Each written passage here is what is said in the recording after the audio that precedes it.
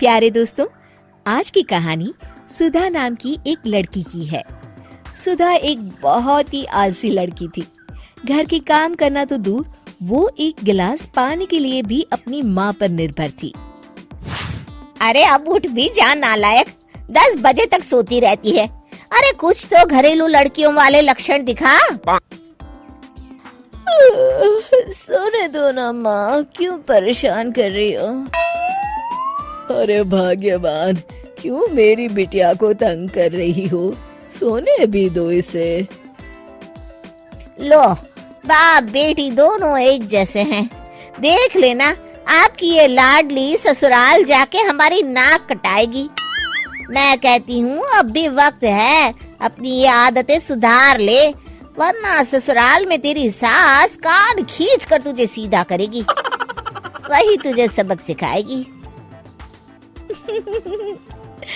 दुनिया में आज तक कोई ऐसी सास पैदा नहीं हुई माँ, जो सुधा चोपड़ा को सबक सिखा सके। लेकिन होनी को कुछ और ही मंजूर था। सुधा की शादी एक ऐसे घर में हो जाती है जहाँ उसकी सास एक रिटायर्ड पुलिस वाली थी। अब कहानी में मजा आएगा। हाँ माँ, यहाँ सब बहुत अच्छा है। मेरे ससुराल के लोग भी ना बहुत मिलनसार हैं। ठीक है माँ, मुझे नींद आ रही है, फोन रखती हूँ माँ। ठीक सुबह 5 बजे। अरे जल्दी उठो भाग्यवान, वरना कयामत आ जाएगी। हैं? अरे क्या हुआ? कौन सी कयामत आ जाएगी? अरे मेरी माँ आ जाएगी। तुम नहीं जानती, इस घर में सिर्फ मेरी माँ का हुक्म चलता है। सबको सुबह 5 बजे बिस्तर छोड़कर हॉल में पहुंचना ही पड़ता है। अरे अब इंसान क्या अपनी नींद भी पूरी नहीं करेगा? यहाँ मजाक चल रहा है क्या? तभी वहाँ सुधा की सास आ जाती है। अटेंशन!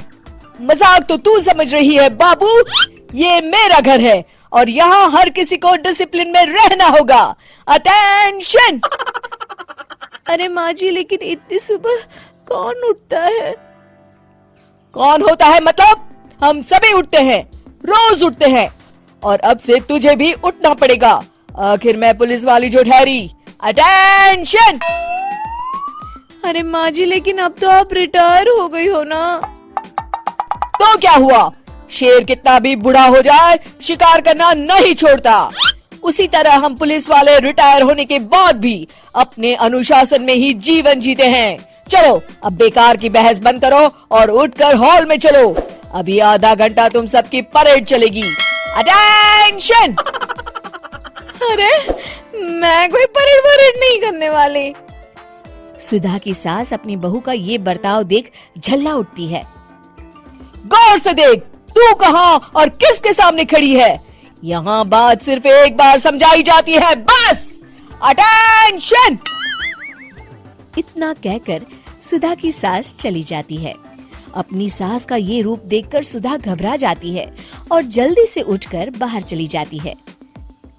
उस दिन से सुधा की जिंदगी बदल जाती है। हाय, थक गई मैं तो। ये घर है या जेल? कितना काम करना पड़ता है।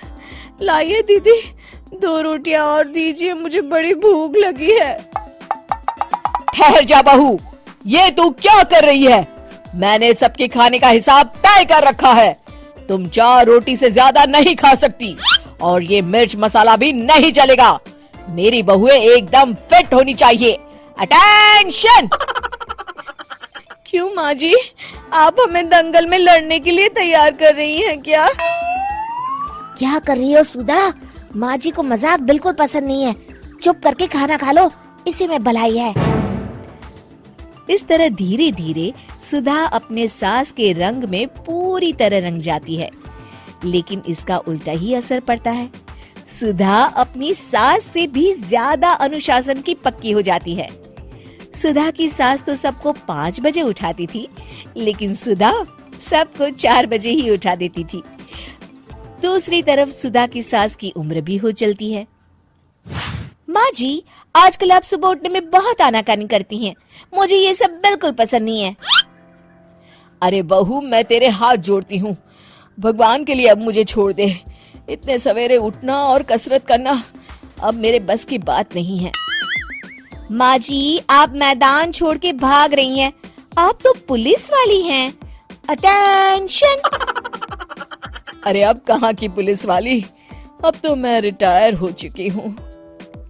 बस बहुत हो गया, अब तुम सब जैसे चाहे वैसे जिंदगी जियो और मुझे भी जीने दो। अपनी सास को गिड़गिड़ाते देख सुधा मन ही मन मुस्कुराती है। इस तरह उस दिन के बाद से सुधा के ससुराल वाले एक सामान्य जीवन जीने लगते हैं।